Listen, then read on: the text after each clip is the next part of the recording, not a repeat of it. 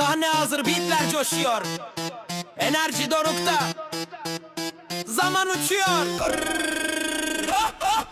Yeni yaşın geldi, sahneye çık şimdi. Enerjinle coştur, ritmi yak şimdi. Bülent dostum, parıltın hiç sönmesin. Yollar hep açık, zirven sana yönelsin. Bülent, Bülent adın yankılansın. Her geçen yılın sana şans katlasın. Coşkuyla kutla, bu senin günün. Dostlukla dolsun her anın her yönün. Hayallerin büyük, hedefin hep yüksekte kalsın. Her projen parlasın, adın hep zirvede anılsın. Yaratıcılık seninle, her fikir ışık saçsın. Umutla dolsun gönlün, kapılar hep sana açsın. Bülent, Bülent adın yankılansın. Her geçen yılın sana şans katlasın. Coşkuyla kutla, bu senin günün. Dostlukla dolsun her anın her yönün.